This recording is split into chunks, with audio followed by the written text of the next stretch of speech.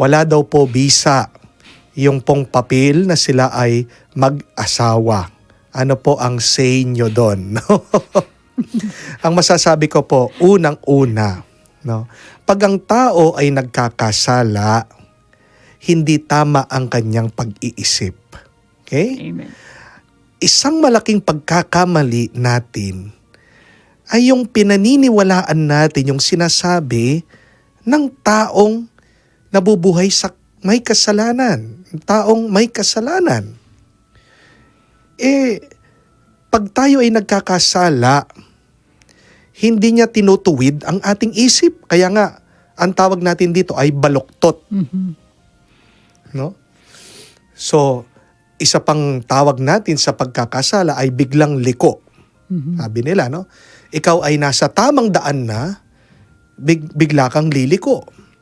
Kaya nga, bakit mo pakikinggan ang taong mali ang kanyang pangangatwiran? Siya nga ang mali, di ba? Dapat ituwid mo siya. Imbis na paniwalaan mo at pakinggan mo. No? Yan po yung isang problema ng napakaraming tao. Pag sila ay nagkakasala, gumagawa sila ng dahilan para sabihin na tama yung kanilang ginagawa. Pero sa totoo, sa isip at puso nila, alam nila mali yung kanilang ginagawa. So pagpasensyahan niyo po itong kabit ng inyong asawa. Pero ang mas mahalagang tanong ay bilang isang misis o bilang isang nakapasok na sa relationship, kinasal na, at pag merong third party, merong kumakabit, anong kailangan gawin noong legal wife, nung may katwiran? No? Unang-una, kailangan kausapin mo yung iyong asawa. Kayong dalawa. No? Pag-usapan nyo yung inyong problema. Huwag mong kakausapin yung kabit. Kasi ang gagawin niyan ay iproprovoke ka niya, papainitin ng iyong ulo, at pag ikaw ay galit, mainit ang iyong ulo, masisira ang diskarte mo. So, mananalo ka sa laban, anumang laban ng buhay, mapaglalaban mo ang iyong relationship, ang inyong pagsasama, kung kalmadong iyong isip, kung kalmadong iyong puso. So, dahil hindi naman siya kasama dun sa inyong relationship, kayong dalawang mag-asawa talaga ang kinasal, dapat kayo munang dalawang mag-usap. Pero kung ito ay nagiging panira na talaga ng pamilya, we should seek help from others. Dahil kung hindi tinitigilan yung asawa mo, sinisiraan, yung magandang pagsasama, harassment na yan. Hindi po ba? No? So, may katwiran ka para isumbong ang taong ito sa mga otoridad. No? Di ba, nasabi ko na po yan sa aking homilya, minsan yung mga taong mali, sila pa yung malalakas na loob. Yung mga taong may kasalanan, sila pa yung mayabang. At tandaan nyo po, one of the deadliest sin is pride. Ano ang unang-unang kasalanan na nagawa sa buong mundo kung hindi ang kataasan ng loob, ang pride? Yan po yung kasalanan ng demonyo. Kung nga ang mga anghel pwedeng mahawa sa kasalanan ng pride, tayo pa kaya mga tao? So, ang taong nagkakasala, taong mayabang, kailangan mong pagpasensyahan. Talagang makikipag-away yan.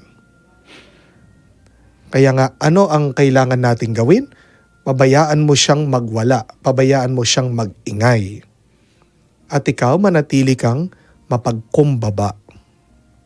Dahil bandang huli, sino ang lilitaw na nakakahiya nun? Kung hindi yung gumagawa ng eksena. Hindi po ba? Tingnan niyo po, doon sa turo ng ating Panginoon, the Beatitudes. Anong ibig sabihin po ng beatitudo? It means happiness. Ano yung unang-unang susi ng happiness? Tinuro ng Panginoon in the Gospel of St. Matthew. Blessed are the poor in spirit. So, kailangan maging aba ka, no? Kailangan maging humble ka. Kamukha ng ating Panginoon na wala siyang ginawa na masama pero pinahiya, ginawang mabigat ang kanyang buhay, pinadaan siya ng sakit. Minsan ganyan ang ginagawa ng mga ibang kabit, hindi po ba? Ginagawa nilang miserable ang buhay nung asawa na may karapatan. Bayaan niyo sila. Dahil kung ang Diyos ang kasangga natin, ang Diyos ang nakakaalam, tayo ay pagtatanggol ng Diyos. Hindi po ba? So, paglaban mo yung karapatan mo. Paglaban mo yung tama. But always remain humble and remove anger in your heart. Dahil yung galit, siya yung matatalo. Tandaan niyo po yan. Kaya nga, remain composed, no? Remain peaceful. At palagi mong ialay sa Diyos ang mga taong nakakasakit sa iyo. Sabi ko nga po, walang bagay na mahirap kung hindi pagtutulungan ng mag-asawa. Kaya nga po, kung merong third party, pag-usapan niyo po ng mabuti. Magiging mabigat lang ang buhay mag-asawa kung yung isa lang yung nagbubuhat. Di po ba?